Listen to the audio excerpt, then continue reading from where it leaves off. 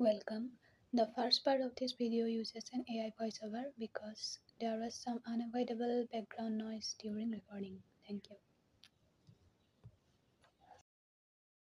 Organic chemistry वो branch है जो कार्बन कंपाउंड्स का स्टडी करती है। यहाँ नेमिंग के लिए एक इंटरनेशनल सिस्टम यूज होता है जिसे हम IUPAC कहते हैं। IUPAC का फुल फॉर्म है international union of pure and applied chemistry. अब बात करते हैं कैटनेशन की। कैटनेशन एक प्रॉपर्टी है जिसमें कार्बन अपने जैसे कार्बन एटॉम्स के साथ लॉन्ग चेन्स, ब्रांचेस और रिंग्स बनाता है। कार्बन में ये एबिलिटी सबसे स्ट्रॉन्ग होती है, इसलिए ऑर्गेनिक कंपाउंड्स की वैरायटी बहुत ज्यादा होती है। कार्बन के पास 4 वैलेंस इलेक्ट्रॉन्स होते हैं, इसलिए वो 4 बॉन्ड्स बना सकता है। कार्बन 3 टाइप्स के बॉन्ड्स बनाता है। सिंगल बॉन्ड जो स्टेबल होता है, डबल बॉन्ड जो थोड़ा रिएक्टिव होता है, और ट्रिपल बॉन्ड जो और ज्यादा रिएक्टिव होता है। इन्हीं बॉन्ड्स की वजह से एल्केन्स, एल्कीन्स और एल्काइन्स जैसे कंपाउंड्स बनते हैं।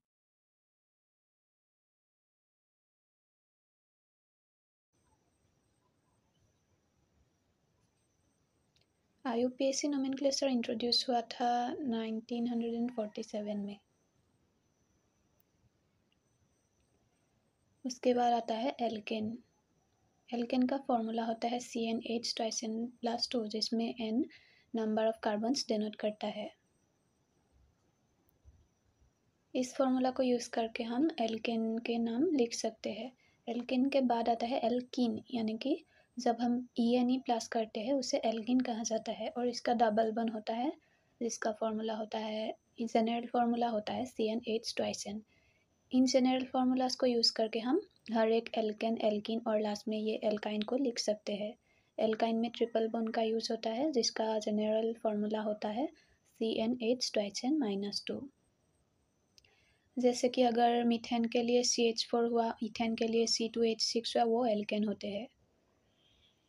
उसके बाद आता है parent chain root. Parent chain root यानी कि जो मीट, ईट, प्रॉप, वो सब पेरेंट चेन रूट कहा जाता है, या फिर सिंपल टर्म में रूट टर्म कहा जाता है। 1 कार्बन हो तो उसे मीट कहलाता है, तो 2 कार्बन को ईट, 3 कार्बन को प्रॉप, 4 को ब्यूट, 5 कार्बन हो तो pent, 6 carbon hex, 7 carbon hept, 8 oct, 9 carbon non, 10 carbon dec. Dec के बाद 11 को अनडेक, 12 को दो डेक, ऐसे ही चलता जाता है। और ज़्यादातर हम लोगों के कोर्स में 10 कार्बन तक ही दिया गया है। उसके बाद यहाँ 11 से 20 तक दिया गया है। 11 कार्बन्स को अनडेक, 12 को दो डेक, 13 को ट्राइडेक, 14 को टेट्राडेक, फिर पेंटाडेक, हेक्साडेक, हेप्टाडेक, ऑक्टाडेक, 19 कार्बन को नोनाडेक और फिर 20 कार्बन्स को आइकोस कहा जाता है।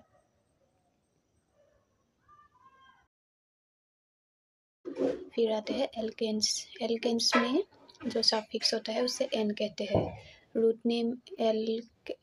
नेम के साथ जब हम एन जोड़ देते हैं तो उसका पूरा नाम आ जाता है। जैसे मीट के साथ अगर ANE जोड़ेंगे तो मीथेन आ जाएगा। उसी तरह से eth plus ANE equal to ethane, prop plus ANE propane, but plus ANE equal to butane होता है। फिर भी और उसके बाद भी लिख सकते हैं, जैसे pen plus ENE pentene, hex plus ENE hexane.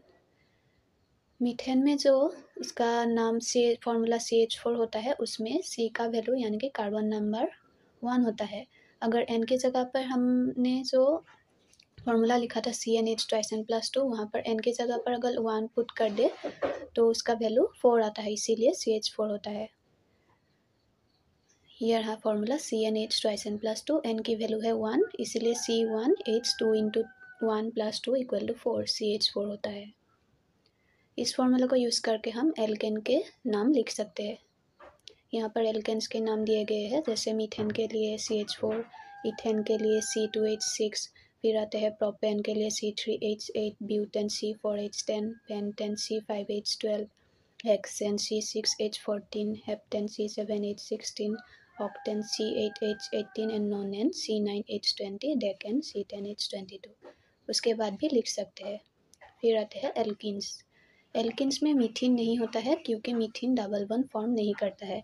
Alkene का फॉर्मूला होता है CnH ट्वाइस N।